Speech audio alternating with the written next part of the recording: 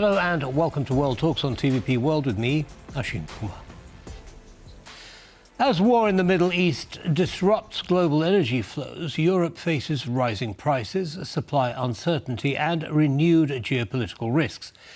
We're joined by Grigol Julukhidze, Professor of International Relations at the Caucasus University, to assess the implications for Eastern Europe and the South Caucasus. Professor, welcome to TVP World. Thank you for taking my pleasure. Thanks. I know you're here on a very short trip, so we're delighted that you found some time to join us. Now, in overall terms, give us a sense of the impact on European Union energy policy as a result of the war in Iran. Well, the current state of affairs in Iran and the blockage of the Strait of Hormuz once again demonstrate the vulnerabilities that the European Union has in terms of energy resources. Because as we know, the global LNG and oil resources, at least 20% of them come from this part of the world. And of course, it directly impacts the energy security of the European Union. Apart from that, the ongoing war in Ukraine and the price that Europe is paying, I mean, a very long dependence on the Russian energy resources, and later constant attempts to diversify somehow this energy dependence on the Kremlin, that's a very long process that culminated in parallel with the military operation against Iran conducted by the United States of America and Iran. And right now we see the competition between European Union and Asia. Yeah, before you get to that, because I do want to talk about it, I just want to clarify for our audience. So essentially, Europe has been hit with a double whammy.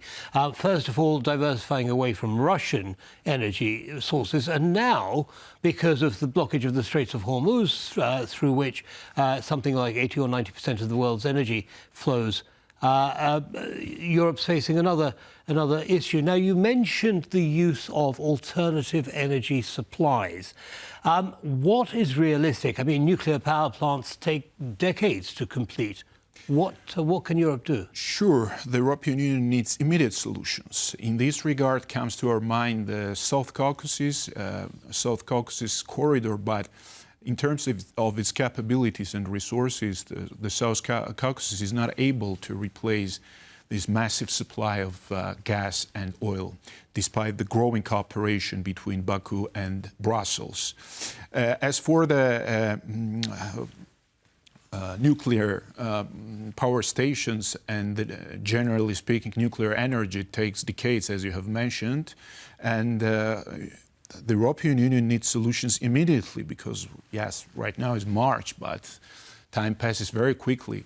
And until the next winter, the European Union has somehow to supply and to provide its reserves by 20 BPCM, BCP, and BCM. And these resources, of course, are vitally important in order to somehow provide the Europeans with the security and guarantees in terms of stability. BCP and BCM, for the audience, mean? I mean billion quadratic meters of gas and barrels. Okay. Now, the European Commission has reduced the level of storage targets in gas storage targets amongst European countries. How much of an impact is that going to have? Yeah, the impact is really very noticeable, I would say, but it can be noticed that right now European Union is actively competing with the Asian countries because of this uncertainty, because of the dynamics of the war which is going on in Iran. And at the same time, we have to look at this from the prism of international security, because the current events once again damage Ukrainian interests, which is in the direct interest of Europe to be able to defend itself and consequently defend the security of So specifically, NATO. how are Ukraine's interests damaged? Because the global attention, and especially the attention of the United States of America, is paid to the current military operation. Apart from that, we have to understand the massive amount of resources go to support this operation. And of course, it affects Kiev in terms of military assistance and financial support. Yeah. Once again, from the EU, because from the EU and right. from the United States as well, partially. Right. Okay. And in this situation, Brussels and the whole entire European Union is under massive uncertainty, right. and has, let's say, own headache to deal with. Absolutely. Now, you mentioned that Europe is competing for energy resources with Asia, and I assume you mean primarily with China. Mm-hmm. Talk us through how that's playing out. In terms of the LNG distribution, first of all, and the fact that China is one of the mostly affected countries next to Iran, because of this military operation, because I remind you that Iran has been for a very long time a contributor in terms of energy cooperation with Beijing. And the countries that have been dependent on the mass supply of energy resources through the Strait of Hormuz right now see a complete uncertainty and find themselves in helplessness to somehow provide its energy and their energy security. And that's why they're looking for different solutions, and they are ready to pay even much more money. The Chinese? Chinese. Yeah. Well, they don't have much of a choice, do they? Because yes. Oil prices have shot up. Yes. They were getting very cheap oil from Russia, for example, which I suppose is now changed because the price, as I say, has gone up and Russia's earning more. Now, talk us through how the South Caucasus, that's Georgia, Armenia and Azerbaijan, fit into this dynamic. Are there opportunities or threats? I would say that there are opportunities. I would exclude Armenia because Armenia does not have direct impact on the energy corridor and does not possess energy resources that could be used by the European Union. But as for Baku, it is in its best position right now because it is capable to negotiate better terms in terms of let's say, energy trade with the European Union. The cooperation with Brussels is improved on a daily basis. And, of course, that's a huge revenue and income for this country because such uncertainties play quite positively on the political agenda of Baku. As for Georgia, it has more intermediary role rather than direct supplier of energy because of the middle corridor that is being constructed right now, Baku-Tbilisi-Ceyhan pipeline. And it creates quite positive opportunities for Tbilisi to improve the cooperation, damaged cooperation with the European Union because partially, but still, this corridor can give additionally 2 or 3% of energy resources to the European Union. Of course, it cannot replace the contribution of the Strait of Hormuz and Iran's ability to be gas supplier and oil supplier to the Western countries, but still it creates the space for further improvement in terms of energy cooperation. So greater flexibility for the European Union. Now, is this now an opportunity for the EU to take a good look at its overall energy security strategy? For example, Qatar, a global leader in the supply of LNG to Europe. Surely, there should be people in Brussels thinking, well, hang on, how do we know what's going to happen next in the Middle East? Maybe we should wean ourselves off reliance on gas from Qatar and other countries in risky areas. What do you think is happening there? Well, in terms of the future strategy of the European Union, it's very hard to predict something because of the current state of affairs, unpredictability and global uncertainty.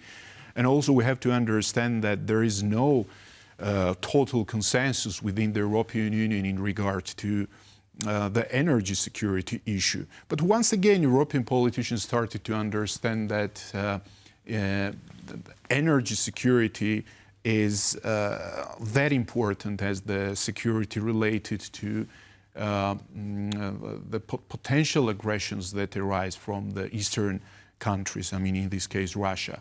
And I would say that the cooperation in this regard will be intensified, first of all, with the South Caucasus, which is a natural ally of the EU. And of course, additional possibilities might be looked for in the near future towards Scandinavian countries that have owned resources. Norway, for example. Yes, Norway, for example. United Kingdom, of course, has gas available in the North Sea, but for some reason they're not exploiting that. Do you think that they might rethink that decision? Hard to predict. Hard to predict. It certainly is. It certainly is.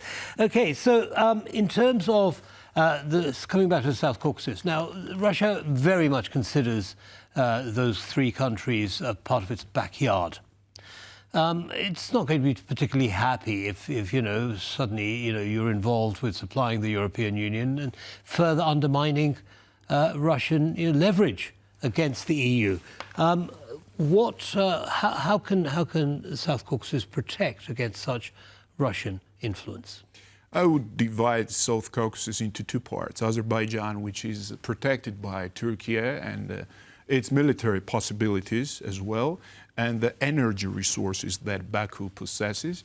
And as for the second part of this division, Armenia and Georgia are in a very complicated political reality. Georgia is on its lowest level of the bilateral relations with Brussels because of the current policy of the Georgian Dream and the influences of the Kremlin, which are being increased on a daily basis.